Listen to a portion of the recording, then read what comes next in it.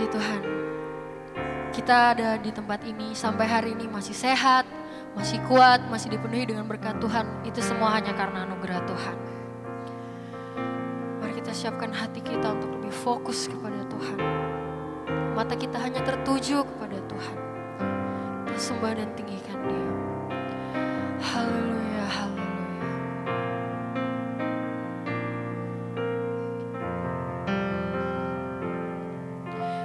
Mata kami tertuju padamu. Kekuatanku hanya di dalam-Mu. Erat dalam dekat-Mu, terlebih di saat aku mengerti. Kami pilih untuk percaya Tuhan. Ku pilih untuk tetap percaya. Ku pilih untuk tetap menyembah-Mu. Kau pernah menolongku. Kau punya 1000 cara untuk angkatku.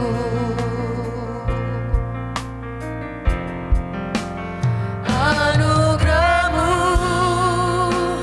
jadi perisaiku, mengelilingiku, memeliharaku. Anugerah-Mu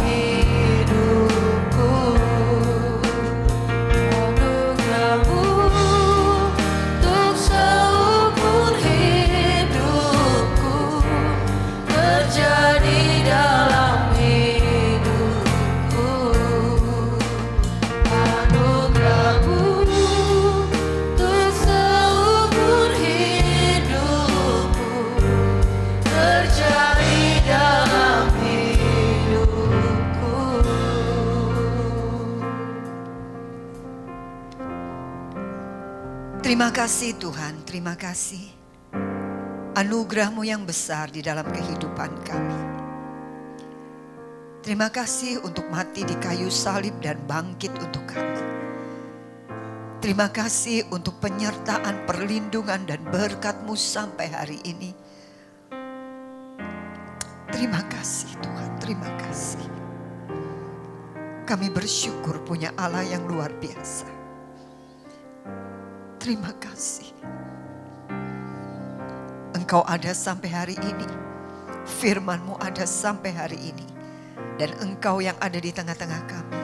Engkau sendiri yang akan berkata-kata. Engkau sendiri yang akan mengurapi kami. Engkau sendiri yang akan menjamah kami. Engkau sendiri yang akan mengetuk pintu hati kami. Dan Engkau sendiri pula yang akan menolong kami, menjadikan kami pelaku-pelaku firman Tuhan. Kami serahkan jam ini Tuhan, hanya di dalam tangan dan kuat kuasa-Mu. Di dalam nama Yesus kami berdoa, kami mengucap syukur. Amin, amin. Silakan duduk kembali. Shalom. Puji nama Tuhan.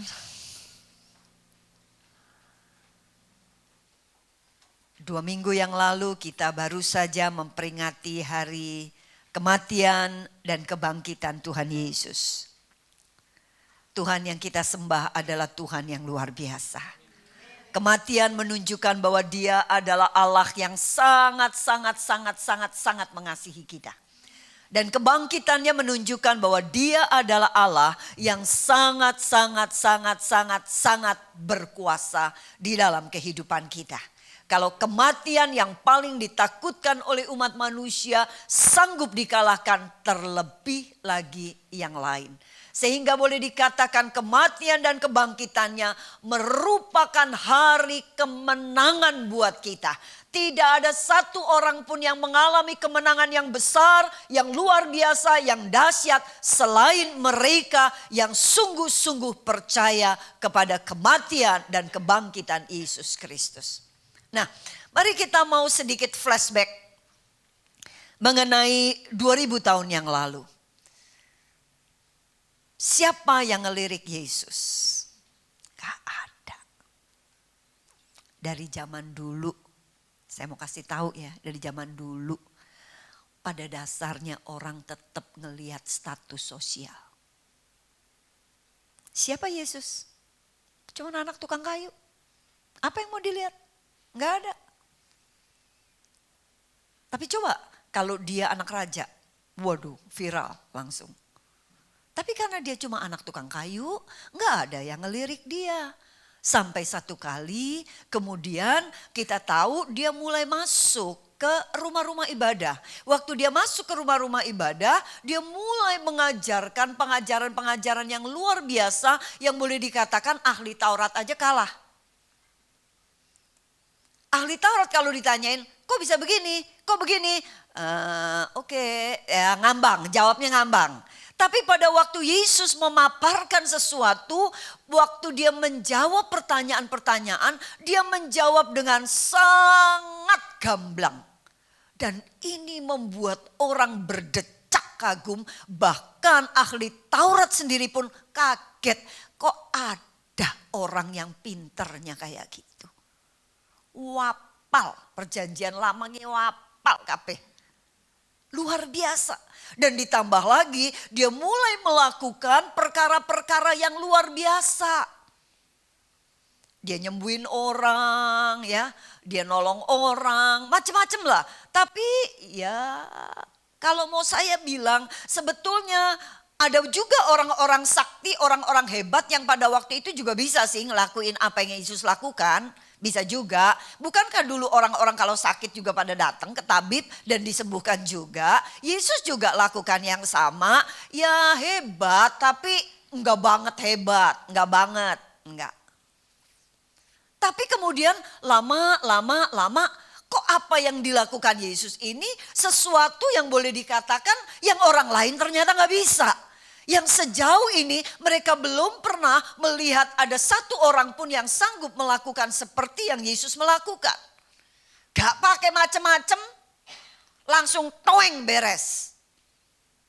Nah, ini membuat orang-orang mulai, wow, hebat ya. Hebat sosok Yesus ini. Ditambah lagi pada waktu mulai dia bisa meneduhkan angin ribut, badai dan sebagainya. Kita ingat waktu pas Mandalika ya. Kita tahu ada orang yang nari-nari. Apa sih tujuannya? Supaya nggak hujan. Kenyataannya hujan apa enggak? Hujan juga. Ujung-ujungnya orang akan bilang apa? Namanya cuaca.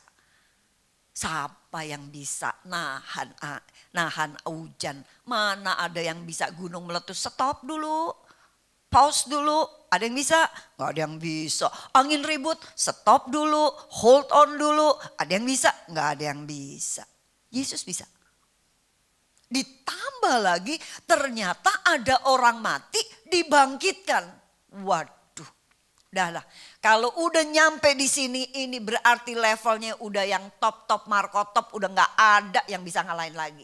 Nah, waktu mereka mulai mengenal Yesus dengan semua kiprahnya, dengan semua yang dilakukannya pada waktu itu, membuat orang-orang pada akhirnya mulai menggadang-gadang Yesus. Mulai menjago-jagokan Yesus. Mulai percaya penuh kepada dia. Dan kita tahu, bangsa Israel pada waktu itu ada di dalam masa penjajahan. Mereka ada di bawah jajahan Roma. Mereka pingin jadi bangsa yang merdeka. Kalau begitu, siapa? Gak usah punya serdadu banyak. Serdadunya dikit aja. Toh kalau mati juga bangkit lagi. Betul gak? Enak kan sama Tuhan? Bener gak? Kita gak punya lahan, gak usah punya lahan yang bagaimana. Orang 5 roti aja bisa, 5 roti 2 ikan aja bisa buat kasih makan segitu banyaknya orang. Air dengan kualitas cuci kaki aja bisa jadi air anggur dengan kualitas nomor 1. Udah deh, kita gak usah mikir sumber daya, gak usah mikir kita pintar bagaimana. Pokoknya kalau Yesus bisa jadi raja kita, maka kita akan bisa menjadi negara yang adikuasa. Mereka sudah taruh seluruh pengharapan mereka kepada Yesus. Wah, pokoknya Yesus kemana-mana ngikut. Gak ada rasa takut. Lu mau ngapain? Lu mau bunuh gue. Ntar kalau gue dibunuh, nih bos gue pasti bisa bangkitkan aku. Wah, mereka ada di dalam masa yang boleh dikatakan di awan-awan. Tapi kemudian kita lihat. Yesus masuk kepada satu babak. Satu masa. Di mana Yesus diam. Waktu dia ditangkap, diam. Waktu dia diadili, diam. Waktu dia dianiaya, diam. Waktu dia dicambuk, diam. Waktu dia dimahkotai duri, diam. Waktu dia disalibkan, diam. Enggak ngapa-ngapain. Enggak lakukan sesuatu. Mana tuh yang katanya jago luar biasa. Mana yang katanya bisa lakukan A, I, U, E, O. Enggak ada sama sekali yang dilakukannya. Dia cuma diem 1000 bahasa kayak orang goblok yang cuma diginiin. Dan diem aja kayak enggak punya kuasa apapun. Di sini mereka mulai kecewa. Di sini mereka mulai merasa frustrasi. Kenapa? Kenapa Yesus mesti diam aja? Bukankah engkau kemarin 3 tahun kamu menunjukkan bahwa engkau adalah Yesus yang begini. Tapi kenapa sekarang kamu justru tunjukkan di depan umum bahwa engkau adalah Yesus yang begini? Ada kekecewaan besar. Sangat besar. Ada penyesalan yang sangat besar. Karena apa? Karena sekarang mereka bukan saja ada di dalam keadaan yang aman. Mereka dalam keadaan yang gak aman. Karena apa? Karena mereka sekarang sedang diburu oleh orang Roma. Siapa nih antek-anteknya Yesus? Siapa nih followersnya Yesus? Siapa nih fansnya Yesus? Mau dia tangkap-tangkapin semua, dia masukin ke penjara. Ada penyesalan yang besar. Berapa banyak di antara kita percaya Yesus Maha Kuasa? Amin. Percaya Yesus Maha Kasih? Amin. Betul yakin? Yakin, hakul yakin. Percaya dia Allah yang luar biasa. Itu sebabnya apa? Itu sebabnya kita mau ikut dia. Itu sebabnya kita mau menjadi apa? Menjadi orang-orang yang disebut sebagai orang percaya. Itu sebabnya tanpa ragu waktu KTP dibuat dan ditanya agamamu apa? Kita tulis agama kita Kristen. Karena apa? Yakin betul siapa Allah yang kita sembah. Tapi saya juga percaya, berapa banyak di antara kita pernah masuk kepada masa yang Yesus diam. Satu masa yang boleh dikatakan Allah yang kita gadang-gadang. Allah yang kita pamer-pamerkan kepada orang. Allah yang kita proklamirkan bahwa dia adalah jagoanku. Diem, gak ngapa-ngapain. Mana kasihnya? Enggak ditunjukin. Mana kuasanya? Enggak dinyatakan. Dan pada waktu itu berapa banyak kita menjadi kecewa. Saya pernah alami. Sangat ngat yakin dia maha kasih dan dia maha kuasa. Sampai satu kali saya ada masalah. Saya pegang firman Tuhan. No. Alkitab mengatakan jika engkau percaya, engkau akan melihat. Oke, aku percaya Tuhan, engkau adalah maha kasih, engkau maha kuasa. Firman-Mu mengatakan kamu akan keluar sebagai orang yang lebih daripada pemenang. Dalam nama Yesus, aku akan keluar sebagai orang yang lebih daripada pemenang. Firman Tuhan mengatakan Allah turut bekerja di dalam segala perkara untuk mendatangkan kebaikan. Haleluya. Sekalipun hari ini gak ada apa-apa. Tapi aku yakin dan percaya bahwa Tuhan membuat sesuatu yang baik. Sehingga apa? Saya hanya pakai kacamata kuda. Karena Alkitab bilang apa? Orang yang mendua hati gak akan dapat apa-apa. Saya tidak mendua hati. Saya satu pakai kacamata kuda, Tuhan, Tuhan, Tuhan, Tuhan. Dan saya percaya Tuhan pasti tolong saya. Apa yang terjadi? Saya masuk dalam satu babak di mana Tuhan tidak lakukan apa-apa. Saya dipermalukan.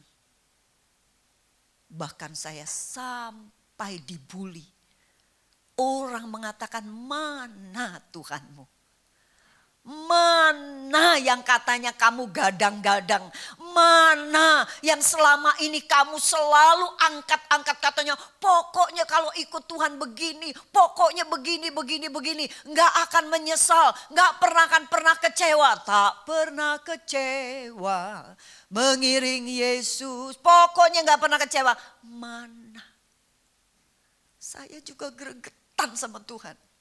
Duh Tuhan. Kalau engkau maha kasih, masa tahu anakmu lagi dibully begini, dipermalukan begini, engkau diam saja. Jengkel. Engkau kan punya kuasa. Bisa. Nggak ada ruginya buat Tuhan untuk lakukan segala perkara karena dia Allah yang berkuasa. Tapi kok nggak lakukan apa-apa. Gregetan di sini. Dan karena itu, pada akhirnya apa yang saya alami? Penyesalan yang besar. Saya mau bilang, tahu begini ujungnya. Ngapain kemarin-kemarin tuh gua ngomong Tuhan begini. Ngapain aku besarkan, aku agungkan, aku puji, aku muliakan dia. Ngomong kesaksian sana sini. Kalau ujungnya aku sekarang kayak begini. Sama dengan murid. Murid-murid pasti di dalam dirinya ada satu pernyataan, aduh gobloknya. Kenapa gue bego banget? Kenapa kemarin ini gue ketipu dengan dia bikin begini. Terus aku di mana-mana ngomong pokoknya percaya nih. Ayo ikut. Cepet subscribe aja langsung ke dia. Dia pasti akan begini. Dan selanjutnya ada satu keyakinan yang begitu besar. Tapi sekarang kalau begini, bukan saja mereka dalam keadaan tenang, mereka dalam keadaan diburu. Mereka sekarang buronan. Keadaannya nggak average loh. Keadaannya nggak biasa. Keadaannya mereka justru jatuh. Udah jatuh ketiban tangga. Dan Tuhan diamkan.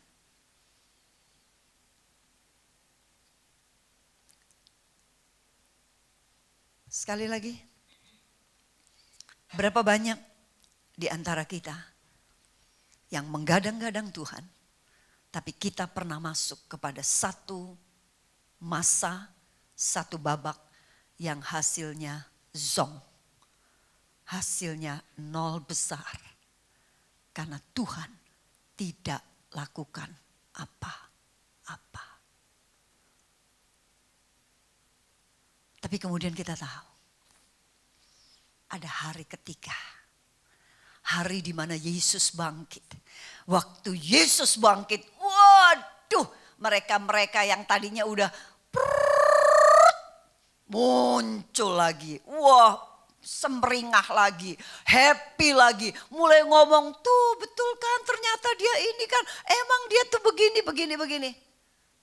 Yesus ngomong, halo, kemarin-kemarin lu kemana aja?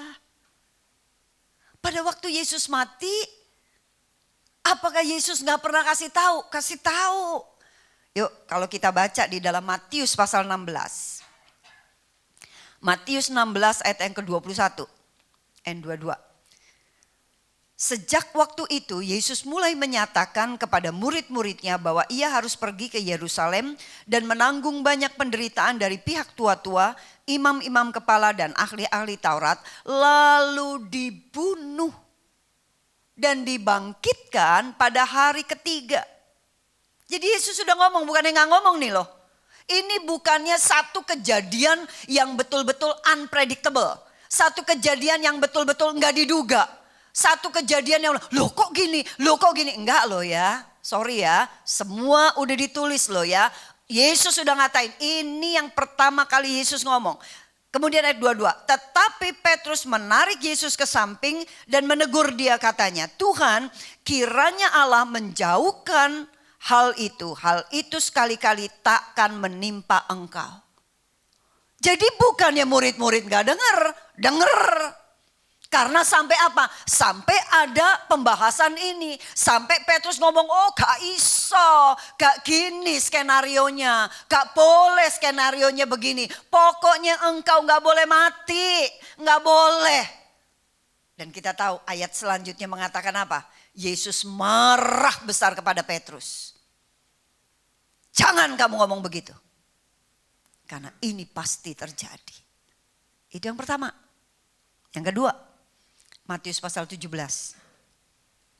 Ayat yang 23. Ngomong lagi Yesus. Oke, gini udah mati, dibunuh dan pada hari ketiga dibangkitkan. Perhatikan bagian B. Maka hati murid-muridnya itu pun sedih sekali. Di sini sudah gak komen. Kenapa murid-murid gak komen? Takut dimarahin kayak Petrus. Daripada gue dimarahin lagi kayak Petrus, mendingan diem. Tapi apa? Dalam hati sedih. Itu berarti apa? Dengar gak mereka? Paham gak mereka? Paham. Mereka cuma sedih. Ini yang kedua. Matius pasal 20. Yesus ngomong lagi. Sama lagi. Jadi bukannya Yesus gak ngomong. Tapi pada waktu kejadian betapa mereka chaos. Padahal Yesus ngomong hari yang ketiga gue bangkit, hari ketiga gue bangkit. Tapi mereka mengabaikan firman ini. Sehingga pada waktu mereka alami ini, mereka masuk kepada satu masa yang jujur. Orang yang hatinya kecewa. Orang yang hatinya pahit. Orang yang hatinya susah. Lihat raut mukanya. Ada kegembiraan? Gak ada. Orang kecewa aja. Sakit hati aja. Jengkel aja, mukanya pasti udah jelek. Bukan cuma muka, perhatikan orang-orang yang kalau ngomong itu apa? Jelek, itu pasti apa? Sininya jelek. Pasti. Orang kalau ngomong begini-begini, saya merasa bahwa saya masuk kepada babak itu mungkin ada sekitar 1,5 tahun. Dan saya mulai ingat, selama 1,5 tahun, saya menjadi satu pribadi yang istilah welek, lek. Muka saya jepaprut mecucu Karena apa? Jengkel kan di sini. Dan saya marahnya sama Tuhan karena apa? Lu kenapa diem aja? Aku diginiin kok diem? Kok gak do something? Kok gak lakukan sesuatu? Dan sekarang yang aku alami lebih parah dari orang-orang yang gak kenal Tuhan. Mendingan karuan gak kenal Tuhan, levelnya masih di sini. Aku sekarang di sini. Gara-gara apa? Gara-gara bela Yesus. Gara-gara bela Tuhan. Gara-gara jadi anak Tuhan. Begini jadinya. Dan akhirnya apa? Mukanya muka kekecewaan. Tiap kali orang ngomong tuh jelek. Jujur. Dan saya ingat setelah 1,5 tahun kemudian ternyata betul ada hari yang ketiga. Tuhan nyatakan sesuatu yang kalau saya mau bilang. Apa yang gak pernah kita pikirkan. Apa yang gak pernah timbul di dalam hati. Apa yang gak pernah dilihat oleh mata. Itu yang Tuhan sediakan. Dan waktu Tuhan sediakan itu. Saya terus terang. Wow. Tuhan luar biasa. Tapi pada waktu Tuhan menyatakan itu. Pertama kali tanda mau menyatakan itu. Saya gak mau. Kenapa saya gak mau? Saya gak mau kecewa lagi. Saya jadi trauma. Takut. Yang kemarin kan saya udah percaya. Tapi buktinya apa? Tuhan gak lakukan sesuatu. Dan yang kedua, karena itu Tuhan gak lakukan sesuatu. Hidup saya jadi parah sekarang. Cukup 2 kali Tuhan kecewain saya dan saya gak mau lagi. Apakah saya bukan pelaku firman? Saya pelaku firman. Apakah saya gak paham Alkitab? Paham Alkitab. Baca Alkitab. Saya imani itu Alkitab. Imani itu firman. Tapi buktinya apa? Gak ada. Itu sebabnya pada waktu ada sesuatu yang baik. Saya sudah gak mau lagi. Udah deh ya. Enggak deh. Daripada ntar kecewa lagi. Perhatikan orang yang pernah putus cinta. Waktu dia mau jatuh cinta lagi. Rada susah tuh. Tahu gak? Ya. Rada susah tuh. Karena apa? Kemarin kan. Gue kemarin disakiti. Jadi pada waktu ada orang yang kelihatannya baik-baik begini. Kita di sini udah negatif thinking. Halah lu depannya doang begitu. Ntar belakangnya juga lu begini. Betul gak? Itu kan orang traumatis. Saya menjadi trauma dengan Tuhan. Pada waktu itu. Dan saya melihat saya mulai jadi orang yang negatif thinking. Saya mulai jadi orang yang selalu ada yang baik. Enggak. Ada yang enggak. Omongan-omongan saya ada enggak? Daripada kalau saya waktu itu mau betul-betul yakin dan percaya. Kemudian Tuhan kecewain saya lagi. Waduh itu urusannya bisa bahaya tuh. Betul-betul bisa bahaya. Saya bisa taruh tuh copot tuh kependetaan saya geletakin. Udah kagak jadi pendeta-pendetaan deh. Atau kalau masih ada yang ngundang selesaikan apa undangan-undangan yang ada. Saya akan datang ke sini dan saya mau bilang kepada semua orang. Halo saudara-saudara. Saudara harus beriman kepada Tuhan tapi gak usah banget. Nanti kecewa loh ya. Gak usah pakai logika juga. Tahu diri lah. Gak usah lah mau Tuhan tuh begini-begini gak usah. Saya pasti akan bicara begitu. Karena apa? Pengalaman hidup saya sedang mengatakan demikian. Tapi ternyata waktu ada hari yang ketiga betul-betul itu dinyatakan. Saya betul-betul nangis dan saya katakan Tuhan ampuni saya. Saya melewati 1,5 tahun. Dan saya banyak menjadi batu sandungan. orang kenal mengatakan, kok Esther begitu ya? Omongan-omongannya kok begitu? Padahal Alkitab katakan, kita harus mengeluarkan kata-kata yang membangun, mazmur, pujian. Tapi yang keluar dari lidah bibir saya bukan itu. Karena yang di sini adalah kekecewaan.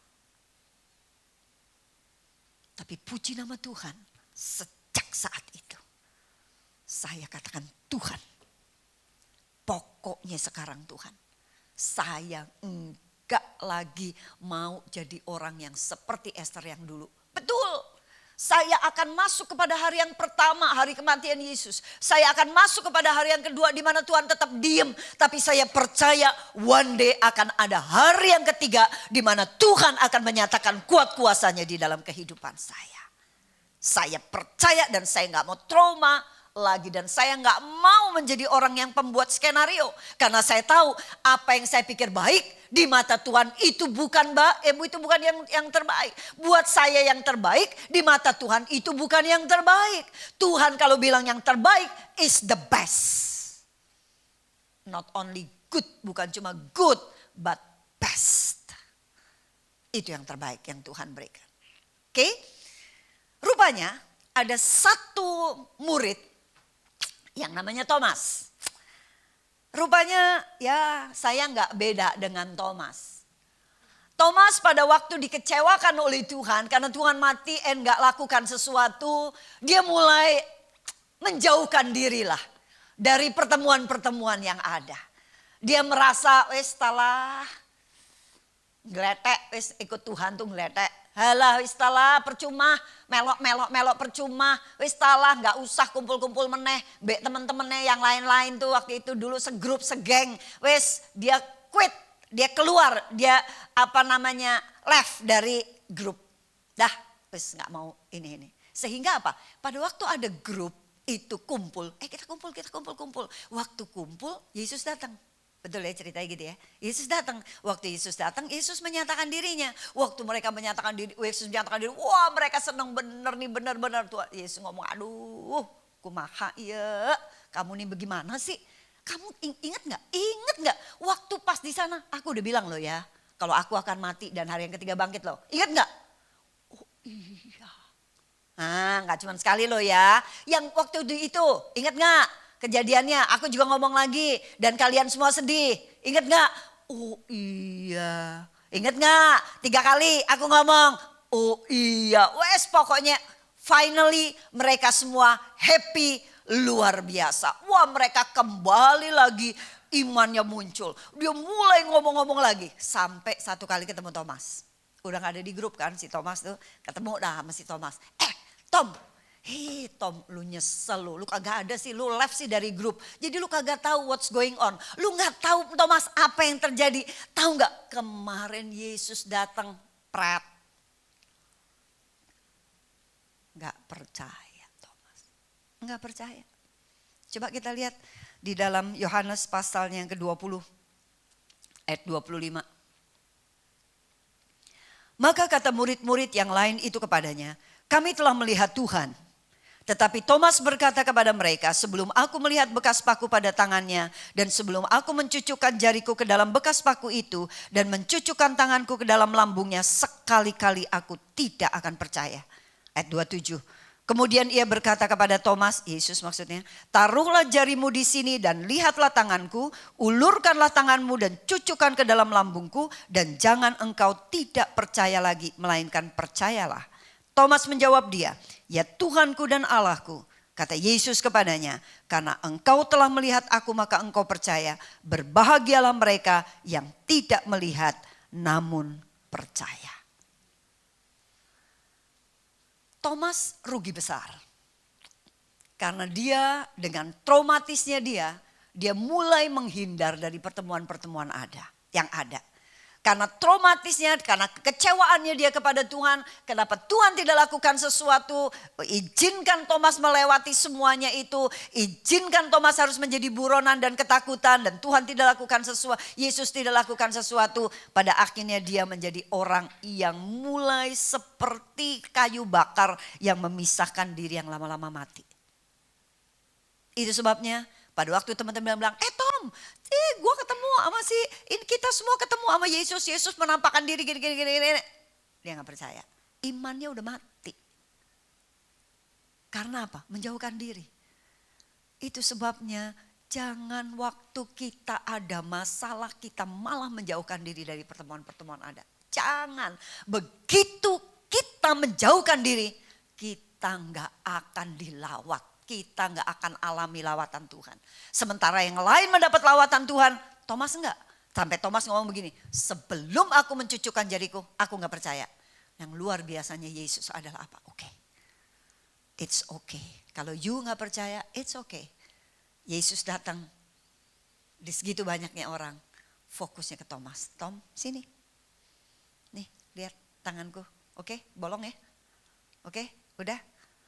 Sini, mana tangan kamu? Ayo, sini. Begitu Thomas lakukan itu, baru apa? Oh, engkau adalah Tuhanku dan Allahku. Tapi Yesus ngomong gini, kamu lihat baru kamu percaya. Berbahagialah orang yang tidak melihat namun percaya. Berapa banyak orang di tengah-tengah lingkungan orang-orang yang cerita, oh Tuhan tuh luar biasa, Tuhan dahsyat. Masih ada orang yang katanya Kristen tapi ngomong gini, gua gak percaya. Saya juga dulu begitu. Pada waktu saya masih dulu jemaat ya, masih SMA, enggak, udah kuliah. Pada waktu saya sudah kuliah, saya ke gereja, kemudian hamba Tuhan, kan setiap minggu pasti ibadah ya. Terus udah gitu hamba Tuhan bilang, oh Tuhan begini. Saya senggol teman. Mana ada kayak begitu, kagak ada. Itu yang kayak begitu adanya cuma di Alkitab. Zaman sekarang udah kagak ada. Dia masih cerita aja zaman Alkitab hidupnya tuh gak bisa lepas dari past tense. Padahal kita nih hidupnya nih present tense tapi dia hidupnya past tense aja. Zaman dulu aja gak pernah, mau zaman sekarang gak ada yang kayak begitu. Lu mana ada berdoa gak ada makanan. Dalam nama Tuhan Yesus, Tuhan siapin makanan pret ono yang kayak begituan. Di tengah-tengah ibadah. Saya sebagai anak Tuhan, saya sebagai orang percaya, KTP saya juga Kristen, saya terlahir dari keluarga Kristen. Tetapi kalau ada orang menyaksikan bagaimana Tuhan, saya tetap tidak percaya. Karena saya gak alami.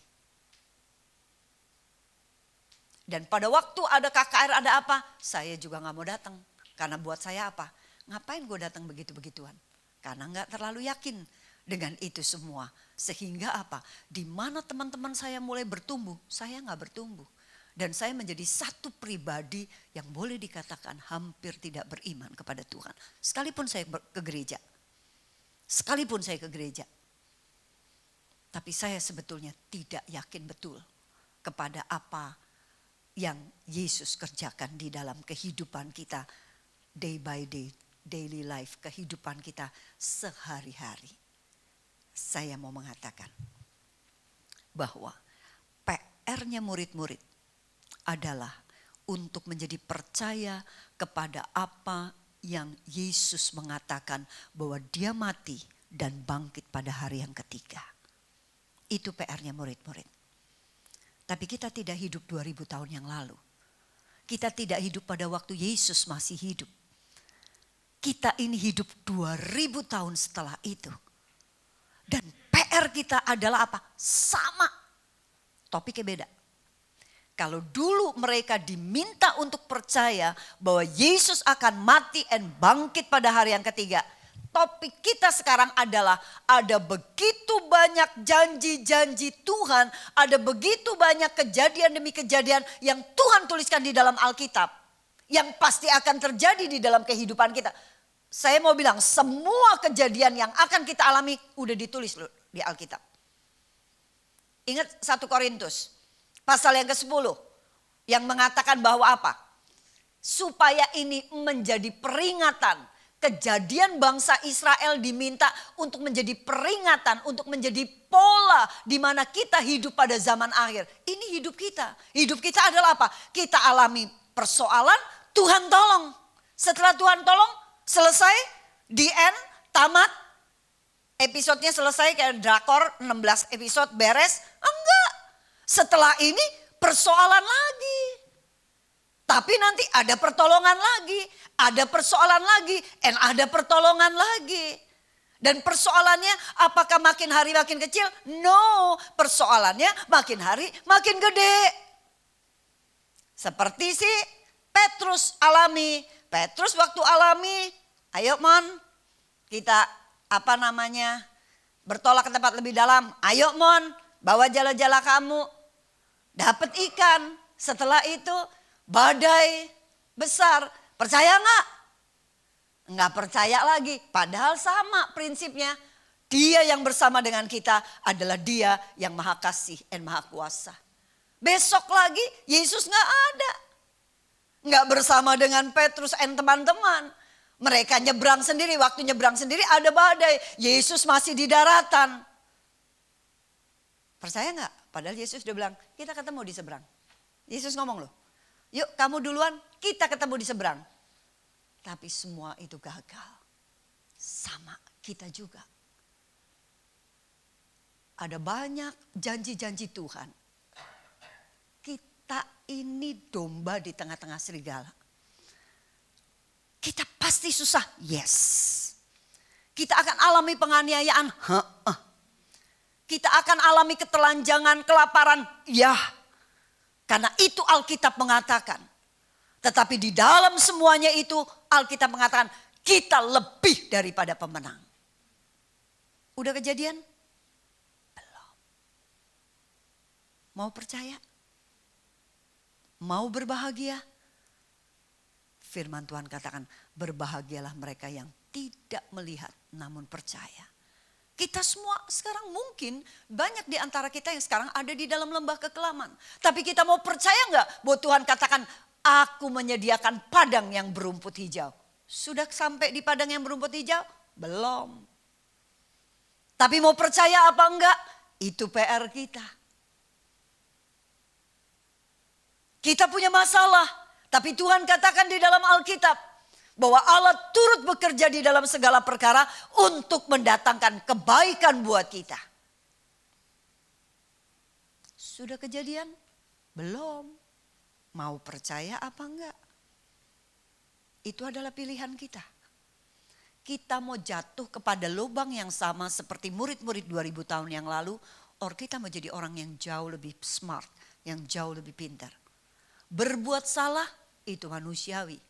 Tapi mengulangi kesalahan yang sama itu bukan manusiawi. Mengulangi kesalahan yang sama itu adalah kebodohan. Tuhan sudah katakan segala sesuatu. Sehingga pada waktu kita hadapi, jangan kaget. Ada Alkitab. Itu sebab apa? Baca. Baca. Kalau kita bisa nonton drakor 1 episode 1 jam. Why not kita baca Alkitab? 1 jam. Kalau kita baca di sini pedes. Ya, pedes. Nonton digedein di TV. Nonton digedein di TV masih pedes juga. Smart TV sekarang udah bisa pakai. Saya ngomong sama anak saya, aduh mama nih sekarang kalau baca Alkitab nih pedes matanya, tulisannya kecil-kecil kayak gitu. Udah cari yang paling gede aja tuh masih, aduh kok ini ya berat lagi. Bagus anak saya, jangan alasan. Dia beli satu alat kayak LCD begitu, dia tembak ke tembok. Mama mau segede apa tulisannya? Ayo. Masih lagi mama mau bilang ini kekecilan. Oh iya mama soalnya mesti lakukan yang ini itu ini. Jangan alasan. Dikasih di HP saya Alkitab suara. Nah mau ngomong apa lo? Ada Alkitab suara. Baca Alkitab. Dengar Alkitab. Supaya apa? Kita tahu dengan persis apa yang akan kita hadapi di depan dan apa janji Tuhan. Dan janji Tuhan ya dan amin. Saya mau kasih, masih boleh ya saya lagi ngomong ya. Oke ya, saya kadang-kadang takut juga kalau ngelebihin begini ya. Tahu pada waktu Tuhan bicara, di Kapernaum. Kita tahu Tuhan itu Yesus melayani 3,5 tahun. Oke, 3,5 tahun, 2 tahun sendiri berarti more than 50%, lebih dari 50% pelayanannya selama 3,5 tahun dia habiskan di mana? Di Kapernaum. Dia banyak lakukan mujizat di Kapernaum. Dia banyak lakukan perkara-perkara besar di Kapernaum. Tapi apa orang Kapernaum responnya? Gak percaya. Sampai Tuhan ngomong gini, nih ya kalau aku lakukan ini, itu ada di Matius ya. Ini kalau aku lakukan ini di Sidon dan di Tirus. Apa maksud, what the meaning of Sidon dan Tirus? Sidon dan Tirus itu adalah satu daerah yang gak percaya Tuhan. Mereka orang yang sama sekali gak percaya Tuhan. Mereka adalah penyembah-penyembah berhala. Tapi Yesus mengatakan kalau aku lakukan begini-begini nih di Sidon dan Tirus, mereka sudah percaya kepada aku. Tapi aku lakukan di sini lebih dari 50%, lebih dari separuh waktu hidupku pelayanan. Tapi kalian gak percaya. Kalian pikir bahwa ke depan kalian akan diangkat ke langit? No. Kalian akan dijatuhkan. Kalau kita gak paham, apa maksudnya Tuhan ngomong begitu? Apa maksudnya Yesus ngomong begitu? Sampai satu kali pada waktu saya berkesempatan datang ke Israel, masuk ke kota Kapernaum. Pada waktu sampai di Kapernaum, aduh, padahal tuh Israel tuh indah. Waduh, luar biasa, gedung-gedungnya bagus-bagus, mosaiknya itu yang namanya kagak ada nih yang polos begini, kagak ada di sono nih. Ini atas itu semua gambar bagus ya, ini kaca-kaca gambar, aduh pokoknya kita mau foto di mana aja bagus. Kita jelek aja foto di mana aja jadi bagus ya. Nah saya mau kasih tahu ya kalau di Israel tuh kayak begitu. Nah sekarang waktu saya masuk Kapernaum, Masya Allah, jeleknya setengah mati. Bangunan itu nggak bisa dibangun, ya berserakan begitu. Saya terus tanya waktu itu, kenapa ini kagak dibangun? Udah Bu dibangun, nggak bisa. Apa masalahnya nggak bisa? Ya pokoknya Bu udah bolak-balik sama kontraktor paling terkenal, sama insinyur yang paling hebat, dibangun gak bisa. Apa susahnya bangun rumah di atas tanah gitu. Saya bolak-balik ke Miami di Amerika, saya lihat itu yang namanya pantai begitu ya, air gitu ya. Itu rumah-rumah artis-artis di Amerika bisa bangun rumah di sana. Apa susahnya bangun di daratan? Bu, sampai kita panggil dari luar. Orang luar Bu kita panggil. Sampai kita pikir apa kita nih dikutuk ya sama Tuhan sampai gak bisa bangun. Kita panggil orang luar kemudian suruh bangun. Tetep Bu gak bisa. Makanya adanya begini. Berserakan batu-batu berserakan kayak begitu. Kelihatan sih kayak ada bangunan tapi cuman tingginya tuh paling cuman berapa senti aja dari atas gitu. Paling cuma sekitar ya setengah meter gitu. Tapi kita tahu itu adalah bekas bangunan bagus gitu. Tapi cuman setengah meter, yang lain semua berserakan. Tuhan bilang, lihat Kapernaum. Kalau Tuhan sudah berfirman, pasti jadi. Pasti digenapi. Mari kita mau jadi orang-orang yang sungguh-sungguh percaya kematian dan kebangkitannya. Sungguh-sungguh akan bisa seperti Thomas ngomong. Engkau Tuhanku dan Allahku. Dan kita tahu apa yang dilakukan Thomas. Setelah itu, waktu Yesus mengatakan, pergi, jadikan semua bangsa muridku. Dan baptiskanlah mereka dalam nama Bapa dan Putra dan Roh Kudus. Apa yang dilakukan Thomas? Dia pergi ke daerah-daerah yang boleh dikatakan itu daerah-daerah yang sangat berbahaya. Kalau ada di antara kita yang pernah pergi ke Chennai, dulu namanya kota Madras, tetapi sekarang namanya Chennai di India. Itu daerah yang cukup sulit untuk diinjili. Tapi Thomas sudah mengatakan, engkau Tuhanku dan Allahku. Itu sebabnya waktu Yesus mengatakan pergi jadikan semua bangsa, dia pergi ke sana. Dan Thomas meninggal di sana. Dia sedang menunjukkan bahwa apa yang dikatakan oleh Yesus itu benar. Dan dia berbahagia mengalami semua itu. Sekalipun di dunia ini dia tidak melihat sesuatu yang bagaimana. Tapi dia tahu orang yang setia. Orang yang setia sampai akhir. Dialah orang yang akan bersama-sama dengan Bapa di surga. PR kita sekarang. Percayakah bahwa dia yang berjanji adalah dia yang maha kasih. Dan dia yang maha kuasa. Kita tundukkan kepala. Bapa, kami datang kepadamu. Sekalipun mata kami tidak melihat, tapi hati kami sedang mengatakan, hati kami tetap percaya kepada Engkau. Satu kali kami akan melihat Engkau akan memunculkan firman-Mu. Engkau akan memunculkan janji-janji-Mu. Dan janji-janji-Mu adalah ya dan amin.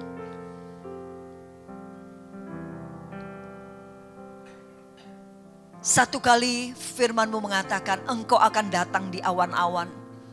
Dan menjemput mereka yang siap. Saat ini itu semua belum terjadi. Tapi hati kami percaya Tuhan. Bahwa Engkau satu kali akan menjemput kami di awan-awan. Dan kami akan bersama-sama dengan Engkau untuk selama-lamanya. Ada banyak hal yang belum terjadi. Tetapi semua telah dituliskan oleh Tuhan. Dan semua ada di dalam firman-Mu. Semua ada di dalam Alkitab. Dan saat kami mengalami one by one semuanya itu. Kami berbahagia. Karena kami tahu. Selalu dan selalu dan selalu akan ada hari yang ketiga buat kami. Hari kebangkitan. Hari Tuhan menyatakan kuat kuasanya atas kami. Hari di mana kami akan muncul sebagai orang-orang yang lebih daripada pemenang. Hari di mana kami melihat bahwa rancangan-Mu adalah rancangan damai sejahtera yang penuh dengan masa depan yang berpengharapan. Hari di mana kami melihat bahwa semua yang terbaik yang Tuhan nyatakan di dalam kehidupan kami. Terima kasih Tuhan. Terima kasih untuk kematian dan kebangkitan. Terima kasih untuk kasih dan kuasa-Mu yang saat ini ada bersama-sama dengan kami. Sekalipun saat ini kami ada di hari yang pertama dan kedua. Tapi kami tidak akan galau. Kami tidak akan susah. Kami tidak akan bimbang. Kami tidak akan meninggalkan Engkau. Karena kami tahu ada hari ketiga yang Tuhan nyatakan atas kami. Terima kasih Tuhan. Di dalam nama Yesus kami berdoa. Kami mengucap syukur. Semua yang percaya mengatakan amin.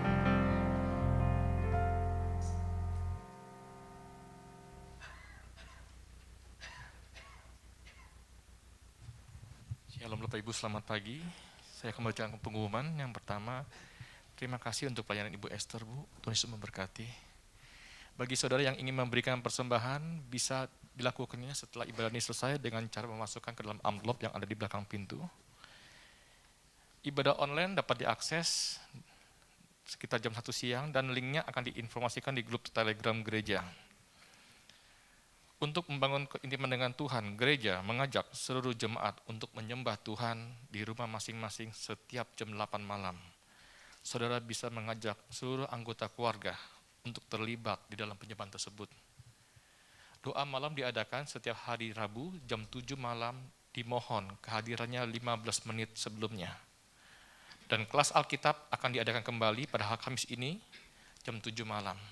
Itu aja, mari kita bangkit berdiri, kita akan mengakhiri ibadah dengan doa syafaat. Segala puji syukur Tuhan kami naikkan di hadapan-Mu. Terima kasih Bapa atas segalanya yang telah Kau perbuat dalam hidup kami. Kau saat ini kami boleh berkumpul, kami boleh memuji dan membesarkan nama-Mu. Terima kasih Bapa. Terlebih-lebih Tuhan, firman-Mu sudah Kau bentangkan di hati kami. Lembutkan hati kami. Ajar kami percaya Tuhan akan semua yang telah Kau firmankan Tuhan dalam hidup kami. Kami juga bersyukur untuk hamba-Mu Ibu Esther yang telah Tuhan Kau pakai di hamba-Mu tempat ini membentangkan isi firman-Mu Tuhan. Pakai beliau lebih lagi Bapa. Kemanapun beliau Kau tempatkan, hikmat marifat-Mu selalu menyertainya Tuhan. Kau berkati keluarga besarnya juga Bapa. Apapun yang beliau lakukan, selalu memuliakan nama-Mu Tuhan. Kami juga berdoa untuk gembala kami, hati hamba, hati gembala, yang terus ada dalam hidupnya Bapak, menuntun kami untuk lebih dekat dan mengenal Kau lebih dalam lagi. Berkati istri dan anak-anaknya. Kami juga bersyukur Tuhan kalau kami boleh melayani Engkau, baik itu WL, singer, pemain musik, guru sekolah minggu. Terima kasih Bapa. Beri kami hati yang lebih murni lagi Tuhan, untuk melayani Engkau dan mengasihi Engkau. Kami juga bahwa Tuhan seluruh segenap jemaat di tempat ini Tuhan, Kau memberkati keluarga lepas keluarga, pekerjaan mereka, studi mereka Kau berkati di dalam kehidupan mereka Bapa. Kami juga bawa bangsa ini ke dalam tangan-Mu Tuhan. Berkatilah Indonesia, ampunilah Indonesia Bapa. Berilah hujan pertobatan dan keselamatan buat negeri kami. Kami memberkati Presiden kami Pak Jokowi. Berilah hikmat-Mu Tuhan untuk memimpin bangsa ini. Biar apapun yang beliau putuskan semata-mata hanya untuk kemajuan dan ke negeri kami Bapa. Berkati istri dan anak-anaknya. Kami juga memberkati pemerintahan di pusat dan daerah. Terima kasih Bapa. Sebelum kami pulang Tuhan, kami rindu Kau memberkati kami. Mari jemaat yang dikasihi Tuhan, angkat tangan-mu dan arahkan hati kita pada Bapa di surga. Diberkatilah engkau dengan segala yang terbaik dari Allah Bapa, kasih-Nya yang sempurna dalam Yesus Kristus, dan kekuatan serta penghiburan dari Roh Kudus memampukanmu untuk hidup dalam segenap kehendak Allah. Mari yang percaya sama-sama kita katakan amin. Tuhan Yesus memberkati.